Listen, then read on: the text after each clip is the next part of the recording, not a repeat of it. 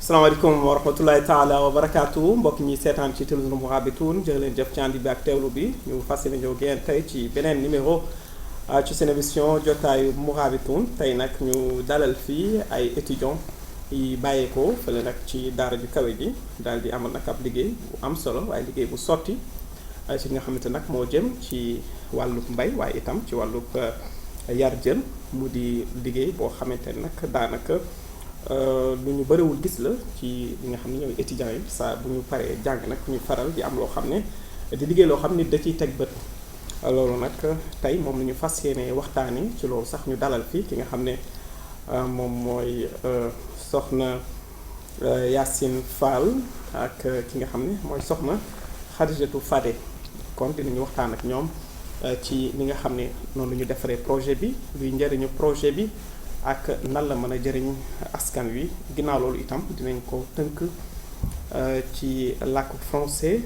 Chers amis téléspectateurs, bienvenue dans notre émission d'aujourd'hui jotaayu Mourabitoun. Nous avons le plaisir d'accueillir un groupe d'étudiants brillants vraiment qui ont vraiment récemment soutenu le projet de fin d'études, ce qui rend le travail particulièrement intéressant et qu'ils ont pu créer vraiment un projet d'agriculture et en même temps aquaponie. On peut appeler ça aquaponie aussi. Donc c'est un projet vraiment très intéressant. Nous allons suivre ça ensemble. On va suivre les détails et en même temps aussi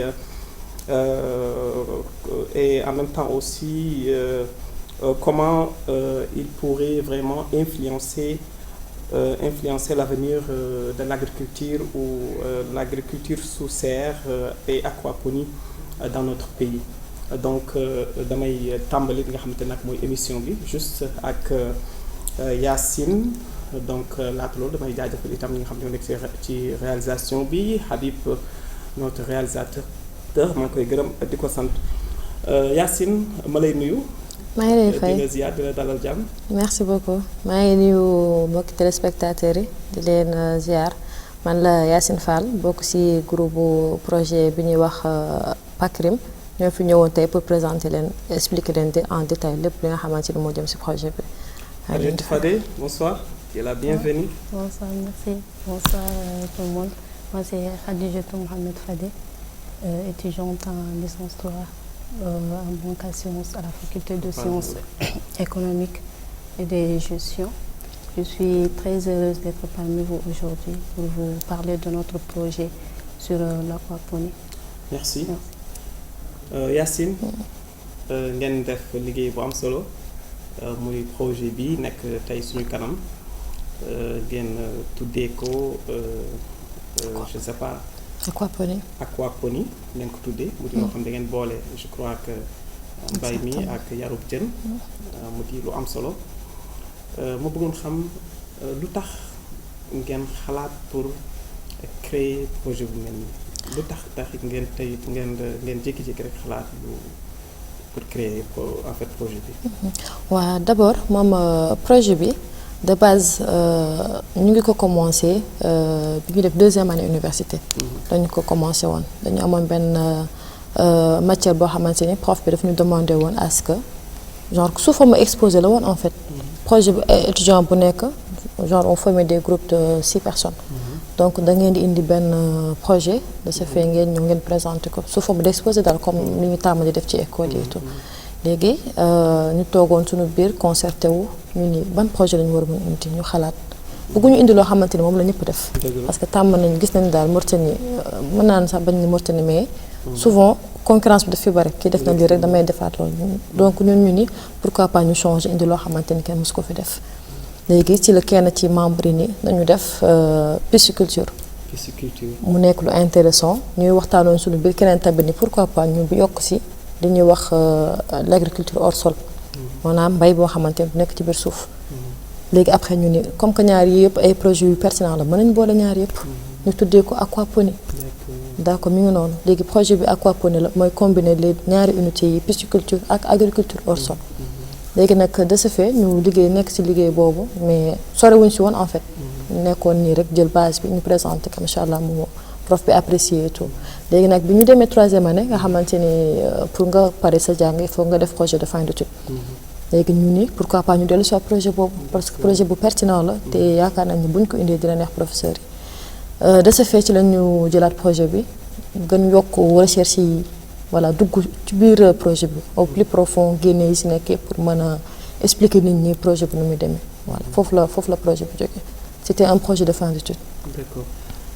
Khadijatou Fadé, qu'est-ce qui vous a inspiré à choisir le projet aquaponie? Bon, de ce projet, on l'avait en tête depuis qu'on était en deuxième année. En deuxième année de licence, on avait une matière stratégie d'entreprise. Donc on faisait un exposé sur ça. Maintenant on a pris le projet. Au départ c'était juste un exposé. Maintenant cette année, en 3e année de licence, on s'était dit pourquoi pas on va essayer d'agrandir ce projet, tout ça, parce qu'on avait en S6 on devait faire un projet de fin d'études. Donc on s'était dit qu'on va essayer de ce projet qu'on avait depuis l'année dernière, on essaie de l'agrandir, d'essayer de voir si c'est vraiment réalisable ou pas. D'accord, c'est intéressant. damay dellu si ci Yacine.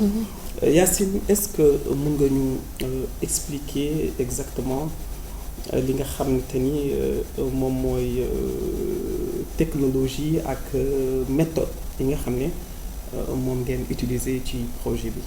voilà foofu noonu dañu bëggoon juste indi benn différence bi nga xamante ni li ñu tàmm di gis mooy mbayum artisanal bi li ñu tàmm di gis mooy bi sunu maam yi doon utiliser. léegi ñun ñu ñëw ni pourquoi pas ñu jéem a révolutionner loolu changer ko indi leneen loo xamante ni moo gën méngoo ak jamono daal. léegi comme que jamono ñu toll technologie bi gis nañ fu mu agsi ak intelligence artificielle yeeg ak genre yooyu. léegi ñu jël affaire bi bëgg intégrer ko si pour changer loolu daal. jële fi sax mbayum artisanal bi mais kii la daal. mu ne laa ko war a mën tuddee innovation daal innovation laa ko mën tuddee voilà innovation. léegi de ce fait affaire bi lépp day basé wu ci outil bi ñu créé nga xamante ni ni ñu daan sonné avant yëpp dañ ko jéem a dindi pour jéem a essayer nu ñu mën a jëmale kanam mbay bi. D'accord. Khadijatou, pouvez-vous nous présenter le projet et nous expliquer en fait qu'est-ce qui le rend unique quoi, exactement? Du coup, ce projet, on a combiné 2 types de cultures, qui est la pisciculture et l'agriculture hors sol. Maintenant, on voulait innover en fait, genre innover l'agriculture et tout ça. Maintenant, on a combiné les deux. Vous avez combiné les deux? On a combiné les deux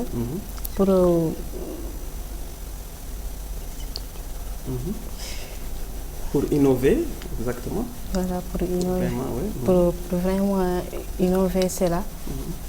Les déchets de poissons vont être comme d'engrais naturels pour les plantes. Du coup, notre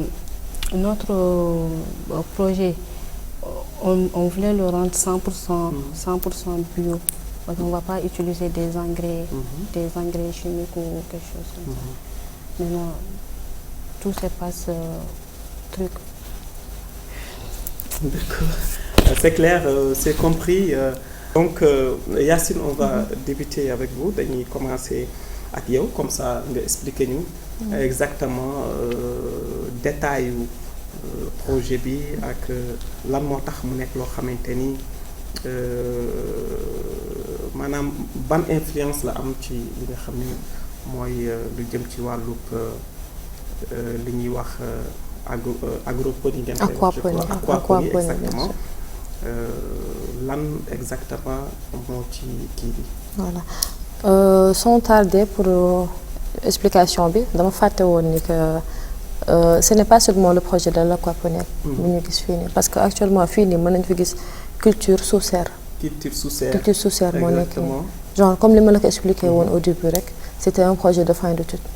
mais bi ñu demee ba ci biir bëgg commencer liggéey beeg yooyu noonu prof yi dañuy ni que carrément projet bu nekk dafa war comporter de 3 personnes. léegi de ce fait comme qu'on était 6. ñu bañ tas groupe bi. donc on a scindé le groupe en 2 parties. 3 yi jël benn projet 3 yi ci des jël beneen projet. léegi 3 yi ñoo nekk ci aquaponie 3 yi ci des ñoo nekk culture sous serre. maanaam culture boo xamante ni dafa da koy enveloppé daal. voilà léegi utilité bi mën bare na mën naa citer comme par exemple bu dee culture sous serre bi mën nañu permettre à ce que bay bi ci biir ñu protéger ko en quelque sorte nga xamante ni air bi ci biir dana nekk air pur. lépp loo xamante ni lu mën yàq ci biir la ku ci mel ne parasites yeeg bactéries yi tout ça loolu lépp serre bi da koy envelopper da koy protéger daal sous forme de protection mën naa ko mën tuddee noonu. bu ma ñëw ci cadre tamit kii bi aquaponie bi foofu tout est bio de même que serre bi tamit lépp bio la amul benn loo xamante ni produit chimique bi ngi ci engrais lépp dara du ci nekk te tamit dafa nekk système boo xamante ni c'est économique laajul ndox bu bari li nga ci dox loola lay delloowaat da ngay arroser mu dellu si waat ci bassin bi yéegaa delluwaat c'est un circuit en fait on perd aucun goutte d'eau voilà déjà c'est économique c'est sain c'est bio loolu yëpp mu ngi ci biir voilà macha allah c'est important kon gis ngeen ko noonu mbokk yi mu nekk loo xamante ni vraiment ay projet yu am solo yoo xamante ni du jar ngay yàq ndox bu bëri du jar itam ngay sonal sa bopp di ñàkk doole ju bëri ci li nga xamante nag moo jëm ci fànn li nga xamante nag moo jëm ci wàllu mbay mi ak yarub jën yi donc dañuy ñëw rek kon ki nga xamante ni moom mooy Khadija Fadé. Pouvez-vous nous donner quelques détails par rapport à ce projet? Qu'est-ce qui le rend vraiment plus pratique et tout ça? Est-ce que vous pouvez nous donner ces détails? Oui, ces projets, je peux expliquer en sonique. Je peux expliquer. Oui, bien sûr. Du coup, quel projet Québec a donné plus trucs kenny, on a genre agriculture on a essayé on a innové.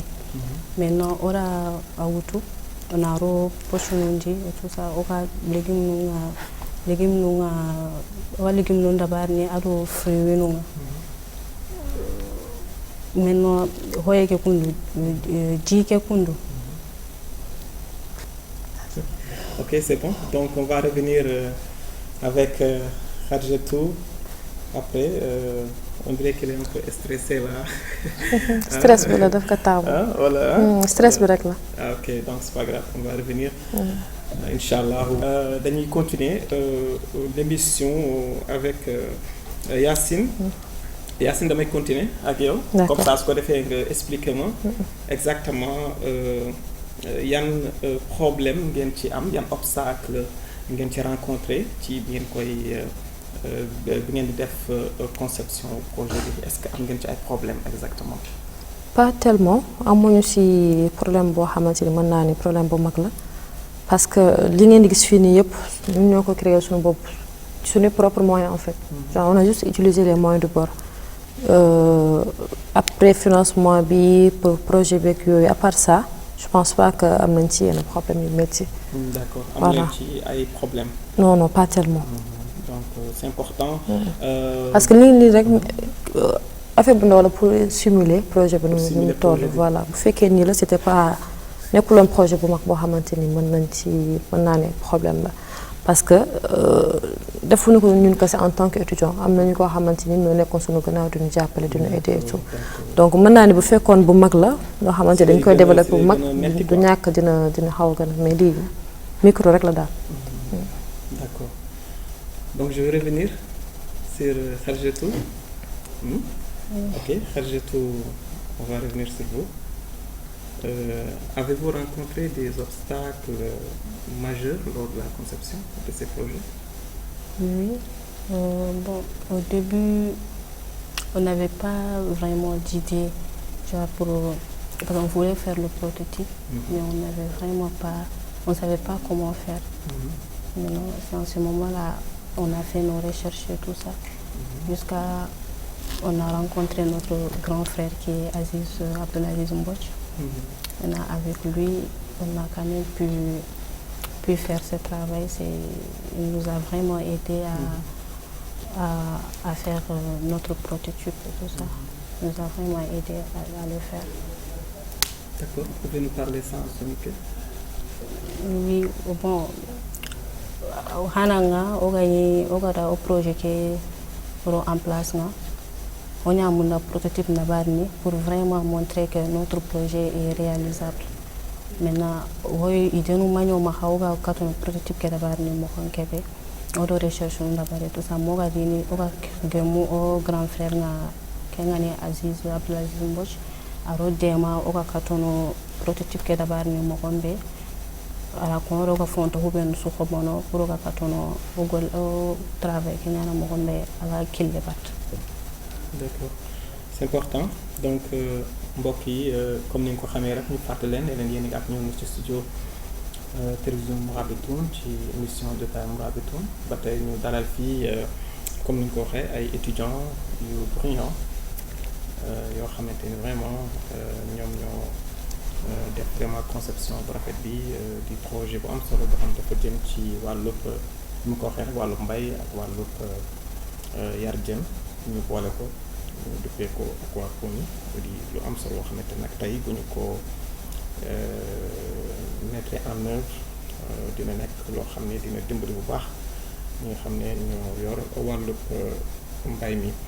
Donc c'est important mbokk yi damay dellu si waat kon ci ki nga xam ne mooy soxna Yacine comme ça mu expliquer ma aussi un peu ci avantage li nga xam ne moom mooy projet bi war na am ay avantage ci wàllu environnement war na am itam ay avantage ci wàllu économie tey lan nga ko mën a méngale maanaam fan la dépassé rawee maanaam projet yi njëkk yi nga xam ne moom lañ daan merci beaucoup en fait moom lañ daan bay li ngeen innové nii lan mooy kii bi quoi voilà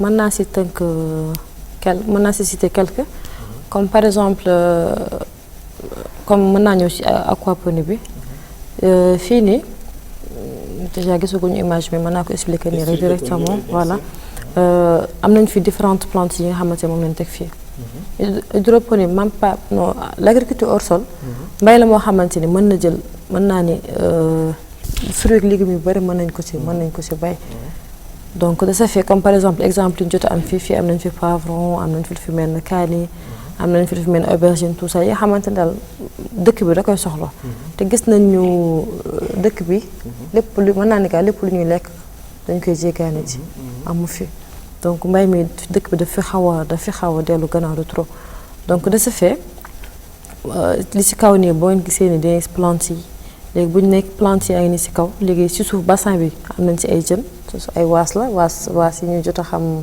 ñuy gis ci village yeeg yooyu moo nekk nii waasu dex la bien sûr léegi ni ngay gis nii amul benn engrais mbay mi amul engrais chimique amul dara déchets yi poisson yi di bàyyi ci ndox bi moom dafa riche en nutriments ak lépp li nga xamante ni plantes yi dañ koy soxla léegi de ce fait ndox bi nekk ci bassin bi moom la ñuy utiliser comme arrosage moom la ñuy arroser doo jël beneen ndox di arroser plantes yi dañu def benn circuit boo xamante ni ndox bi day jóge ci bassin bi yëg ci tuyau yi di arroser plantes yi déchets yi servir comme engrais naturel léegi bu ñu arroser ba pare déchets yooyu plante bi day purifier ndox bi bu ko purifier filtrer ko defar ko ba mu set da koy delloowaat ci bassin bi de ce fait foofu déjà am nga économie am nga dëkk bi tamit ku xam war si ne xam ni ndox tax ko fi bare noonu sécheresse beeg yooyu yëpp mën nañ ko ci lim donc bu ñu jëlee système boobu noonu dinañu permettre à ce que ñu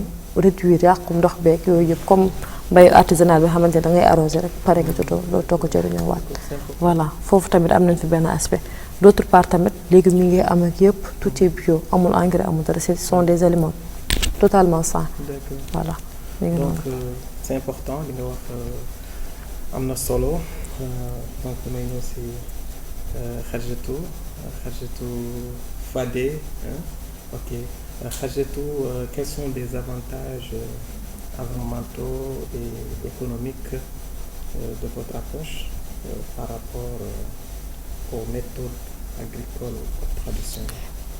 Mina avantage mbenu ko maka o projet keno konga Kenya o ana fiun ko legum ko o ka ko benu sohono inyana 100% bio parce que engrais chimique ntai et tout ça maintenant aro khati ora taka city o debeke o gabe o alimentation gabe o légume nundo fruit wa isu i exporte na irina Kenya ne o gati pourquoi oha oni jamane charele munyani ona hodite o jamane ngani o yimme so nyano ona yiga o sona munna hano konga ça kenchu ni avantage no ko.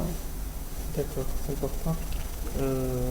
Donc bëri na ay avantages ci wàllu environnement parce que souvent dañuy gis ne wàllu mbay mi dañuy bëri luñ ci utiliser ay produits chimiques et souvent dafay créer ay problèmes ci wàllu santé ci wàllu environnement donc tey projet bi def naa moo gën a sell quoi voilà exactement donc moo gën a avantage ci wàllu li nga xam ne moom ngeen def ni muy aquaponie donc c'est important mbokk yi dinañ jaajëfal itam bu baax li nga xam ne mooy Abdou Aziz Mbodj moom mi nga xam ne itam voilà je crois que jàpp na si trop sax vraiment ci li nga xam ne moom mooy projet bi ba ñu mën defar conception bi nii je crois que moom tamit ci xarañteem la vraiment mu di aussi un jeune moom tamit nga xam ne moo leen gunge ci liggéey bi donc rapidement mbokk yi dañ di ñëwaat léegi ci li nga xam ne moom mooy waxtaan wi donc du yàgg tuuti dinañu dalal itam beneen étudiant boo xamante ni moom it dafa ànd ci kon ñi nga xam ne ñoo yegg si tey fii ci télévision Mourabitoun donc di ki nga xamante ni moom mooy Hamidou Dabo dinañ ko dalal léegi du yàgg moom ak Mbathio Ndaw ñoom it kon dinañ fi ñëw donc dans un instant su ko defee ñu mën a wéyale li nga xam ne mooy waxtaan wi ñoom it ñu mën ñu expliquer dëgg-dëgg lan mooy seen xalaat. Ok Habib donc ci réalisation bi donc dans un instant leen addu changement les jours na deux nouveaux étudiants donc dañuy waxtaan ak Yacine entre temps Hamidou ak Khadija du mën a def changement. Ok donc Yacine da ngay descendi ak ñu tuuti nga expliquer ñu tuuti ci li nga xam ne moo jëm ci wàllu projet bi déjà expliquer nga avantages yi expliquer li nga xam ne mooy méthode yi nga xam ne moom ngeen utiliser ci cadre boobule léegi dam lay expliquer ndax yéen a ngi xalaat ngir mettre en œuvre maanaam yéen a ngi xalaat ngir un jour ñu financer leen pour ngeen mën ko créer def ko loo xamante ni ñi dinañ si mën a teg seen bët jëmmal ko. waaw bien sûr loolu tamit xalaat nañu loolu yëpp aussi parce que liggéeyuñ ko defuñu ko nii rek pour après bàyyi ko noonu. donc ñaanal yàlla tamit ci kanam ñu am ko ci forme boo xamante ni bu gën a développé la boo xamante ni une population parce que voilà gis nañu tamit dund bi li ñuy jéggaan yëpp xamuñu fan la jóge xamuñu luñ ko defaree xamuñu nu ñu bay dañuy ñëw rek jël indi consommer donc bu ñu dimbalee ba ñu développer suñu projet bii nii yaakaar naa ni dinañ si jaruñu suñu population tamit jaruñu si bu baax dinañ wàññi tout ce qui est exportation rek yi ñu jëlee ci bitik yooyu yëpp. D'accord donc tey yéen ngi xalaat bu baax ko vraiment. bien sûr pour ngeen mettre ko en œuvre comme ni ma ko waxee à grande échelle. bien sûr bu ko defee vraiment nit ñi mën ci jëriñu. nit ñi ngeen mu leen jaay projet bi. bien sûr ba bu ko defee ñoom tamit ñu mën a innover ci nga xam te ne moo jëm ci wàllu mbay mi parce que fii daanaka dëgg la mbay mi avancé na am na solo mais ba tey. je crois que des na des na bu donc baax c'est important donc nous allons recevoir un nouveau étudiant. Il s'agit de monsieur Hamidou Dabo. Lui aussi va nous expliquer quelques détails par rapport à ce projet. D'abord, on va d'abord on va te donner l'occasion de te présenter. Moi je me nomme Hamidou Mamadou Dabo, un étudiant en banque assurance à la faculté des sciences économiques et de gestion. Bon, je vais vous présenter expliquer les projets là. Comme je pense que l'essentiel est déjà dit par mes collègues, c'était juste un projet de fin d'études, mais comme si on n'a pas pu présenter avec le même encadreur, on a divisé ça en deux. On a l'aquaponie et on a culture sous serre. Pour moi, je vais vous présenter les cultures sous serre. La serre, d'abord la serre sert à quoi? C'est pour protéger les plantes contre les vents et les bactéries et tout ça. Et je pense que les technologies là vont améliorer là. Vous voulez innover parce que on peut contrôler la température, l'humidité de l'environnement. On sait quand le château d'eau il y a plus d'eau, quand on va le remplir, et quand les plantes sont sèches, on sait quand on va le arroser. Oui. Et je tiens à remercier nos encadreurs, Ahmed Woul, qui nous ont accompagnés durant tous ces 3 ans-là, Ahmed Woul Razil, et Yacoub Ahmed Wouyora, et les doyens de faculté Mohamed Abdullah Arafa, et notre délégué, le délégué qui était avec nous durant tous les 3 ans-là, Cheima Skhir. Et on les remercie beaucoup pour leur soutien durant tous ces 3 ans, durant tous les processus. C'est important. Monsieur Hamidou, oui. Vous pouvez nous traduire ce que vous venez de dire en pulaar. Oui. Bon, je vais me présenter encore une fois. Je suis Hamidou Mamadou Dabo, étudiant en banque et assurance. Et je suis là avec mes collègues pour vous présenter nos projets. On a les projets aquaponie et culture sous serre. Culture sous serre, serre pour protéger des plantes contre les vents, les bactéries et tout ça. Et on contrôle l'environnement, contrôle de température, contrôle de l'humidité.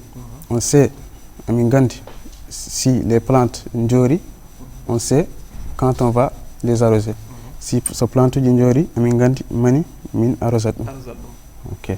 Et on sait les châteaux d'eau c'est le château d'eau qui nous sert à arroser les plantes. Ce château d'eau il y a un capteur qui va nous dire que le niveau est faible, donc min kebina château d'eau encore une fois. Oui, c'est ça, je pense que. D'accord, mais est-ce que Adwaï Halem exactement holko adi mijoka, cela veut dire que holko ruptimon exactement ha mijo dum quoi. Idéo d'abord, c'était en L2, deuxième année. On avait un exposé, c'était la matière de gestion d'entreprise. Il nous a proposé de créer un projet. On était un groupe de 6, avec mes collègues là, Yassine Fall, Rahma Sar, Awa Diop, Bacho Ndaw et Khadijatou Fade.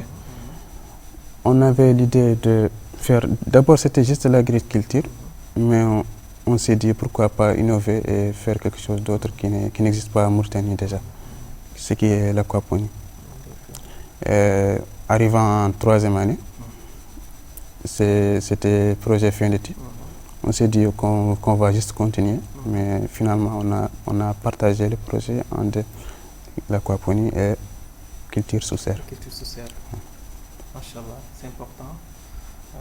On va donc accueillir aussi notre sœur Mbathio Ndaw donc moom tamit bokk ci étudiants yi nga xamante ni donc dañuy on va accueillir Mbathio Ndaw, notre sœur Mbathio Ndaw aussi fait partie des étudiants aussi vraiment qui ont contribué à ce qu'on puisse réaliser ce projet. Donc Mbathio yow aussi vraiment ñu ngi lay dalal jàmm di la bàyyi nga présenté wu. Salaamaaleykum tonton Nonde, j'espère que tu vas bien. maa ngi remercier bu baax de nous avoir invité tey man ak samay collègues pour que ñu présenter suñu projet yi et pour parler aussi genre de comment on a fait pour réaliser les deux projets, tout ce qui va avec. Merci. D'accord.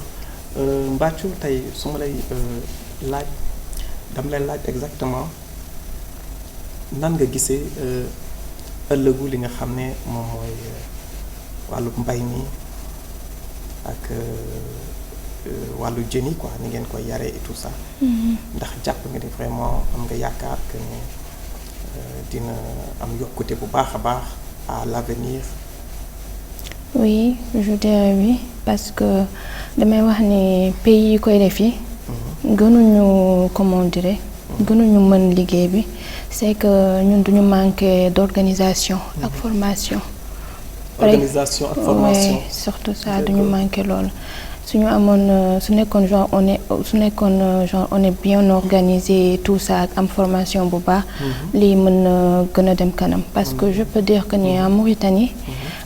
Comme je l'avais dit la fois passée rek fu nit yi dëkkul moo ëpp fu nit yi dëkk. D'accord, fu nit yi dëkkul moo ëpp fu nit yi dëkk. Oui, ça. Donc on peut le faire. Am na espace mën nañu ko def fii ci Mauritanie par exemple ñun duñuy remarquer que ni Mauritanie la plupart genre légumes yi ak fruits yi ñuy consommer yi jógewu fi. jógewu fi. extérieur lay jóge ak des prix élevés yi nga xamante ni mooy loolu te amuloo choix il faut nga jënd ko. Donc je me dis que ni ñun genre pourquoi pas ñun ñu faire en sorte que ñu bokk ci pays yi nga xamante ni. Du ñuy yóbbu yeneen dëkk yi. Parce que mën nañ ko bàyyi jeunes yaa ngi fi et tout ça donc on peut le faire et que projet bi comme je l'ai dit tout à l'heure rek buñ ci defee fulla ak fayda ak formation bu doy genre pourquoi pas ñun après ñuy former yeneen jeunes. Bien sûr ñuy former jeunes yi ñu koy def parce que comme je l'ai dit rek ñeneen dëkk yu koy def yi gënuñu kii baa ngi fi. Donc il suffit rek genre ñu jàppale merci beaucoup il suffit ñu jàppale ñu pour que affaire bi gën a mën a jëm kanam inchallah les années à venir inchallah. D'accord. En même temps aussi mbokk yi bu leen fàtte que ñoom ils sont 6 groupe étudiant lañ ñoo xam ne peut-être ñeent ñoo ñëw ci plateau bi peut-être ñoom ñëpp sax waroon nañu ñëw tey. Ci plateau bi peut-être man sama plateau moo restreint ba nga xam ne peut-être mënul jël ñun ñëpp mais quand même ñu ngi jaajëfal itam bu baax seen ñaari xarit yi. Rahma ak Oumou Awa Diop waaw Rahma ak Awa Diop ñoom tamit vraiment bëggoon naa wax dëgg yàlla déglu seen xalaat ñoom tamit bu baax a baax parce que. ñoom tamit vraiment dafa mel ni bokk nañu ci ñi nga xam ne vraiment ñu sawar lañu. ci ñi nga xam ne moo jëm ci projet bi. ok donc damay dellu si waat rek mbokk yi laata waxtu bi di jeex je vais revenir sur monsieur Hamidou Dabo donc am na moom tamit. Quelques questions yoo xamante nag bëgg naa ko poser Hamidou comment votre projet pourrait-il contribuer exactement à résoudre certains défis par exemple dans le secteur agricole ou bien dans le secteur aquaponie. Bon, on a les projets là à plusieurs avantages déjà. Des avantages environnementaux. On a l'économie de l'eau, on va économiser de l'eau, vu que la Mauritanie déjà c'est un pays sahélien, pas beaucoup d'eau. On va économiser de l'eau. Et on ne va pas aussi utiliser les produits chimiques là qui peuvent affecter les plantes et tout ça, avec les maladies là et tout. Et économiquement, je pense que le projet là va contribuer à la autosuffisance alimentaire de notre pays. Vu que nous là on produit rien, presque tout est importé. Donc je pense que le projet là va contribuer au développement de notre pays. Au développement de notre système alimentaire en Mauritanie. C'est important, monsieur Hamidou. Hamid taw aɗa wawi haalande amen ɗum e Pulaar par exemple projet o holko wawi exactement résoudre fewnude e probléme aji min jogui fannu agriculture. Bon, projet o déjà mi économise ndiyam vu que Mauritanie heewani ndiyam no feewi c'est un pays sahélien.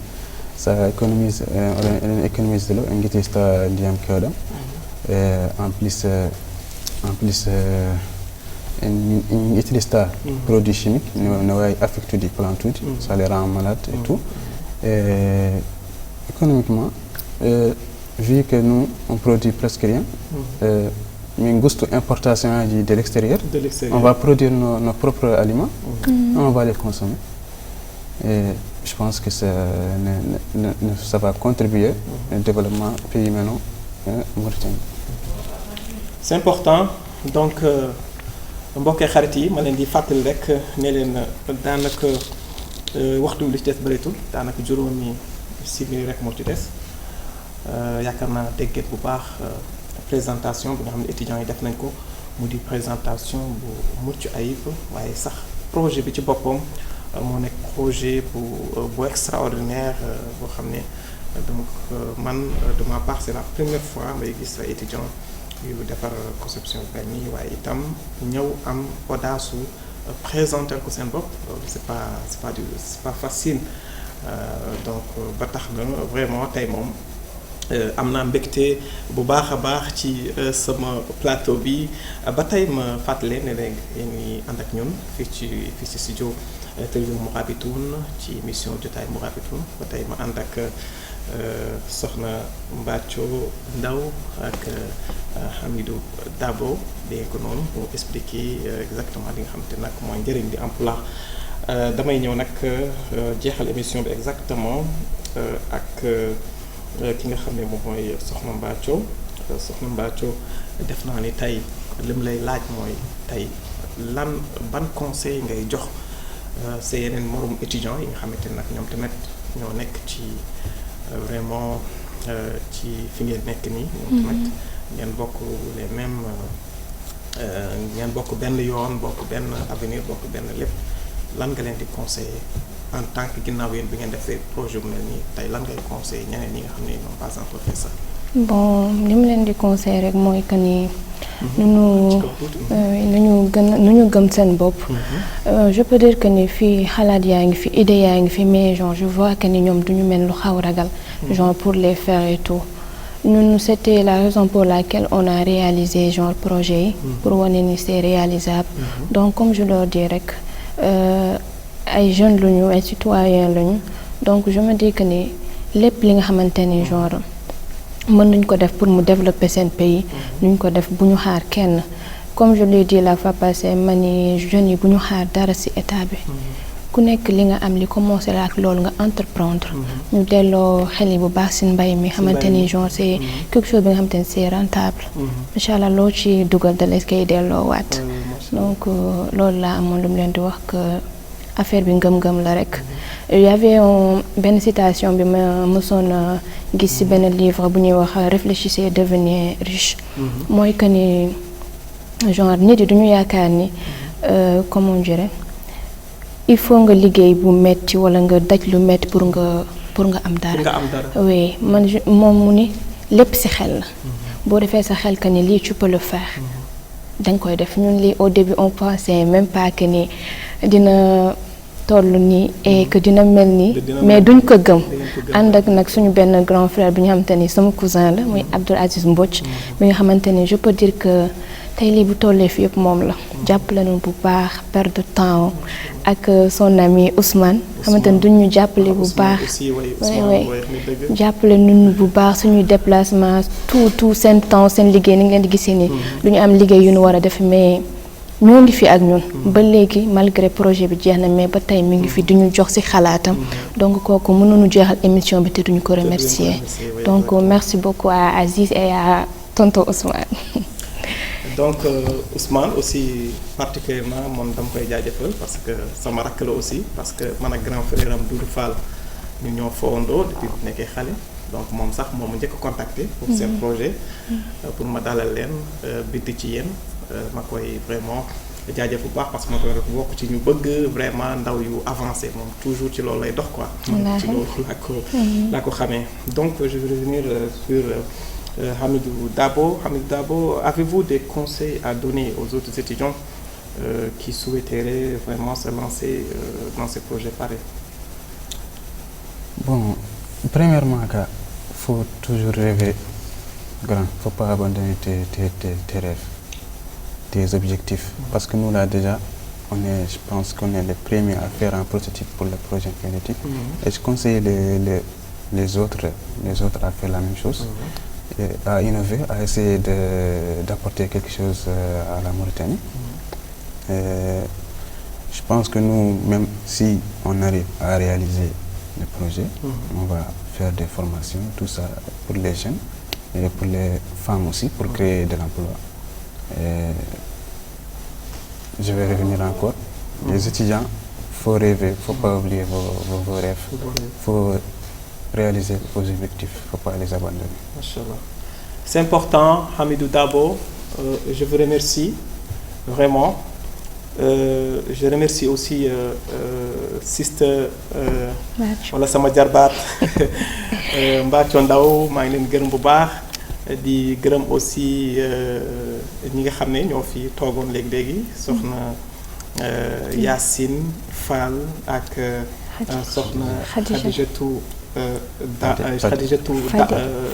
Fadé baaxal ma Khadijatou Fadé donc tey moom sama xale yi dañu mel dañu xaw a stressé tey xaw ma lan la sama plateau tey moom da ngeen xaw a stressé xaw ma nu mu demee noonu may jaajëfal itam soxna Awa Diop ak Rahma Sarr vraiment ñoom ñi nga xam ne amuñu peut-être chance pour accéder ci plateau bi waaye may jaajëfal nag vraiment particulièrement ki nga xam ne moom mooy Abdoul Aziz Mbodj moom mi nga xam ne boobu ba tey moo doon coordonné émission bi moo doon waxtaan ak man moo ma doon jox idée yi et tout ça ba ma gën a xam exactement lan mooy projet bi ak lan moo ko waral moom tamit dañ koy jaajëfal di jaajëfal sama rakk aussi di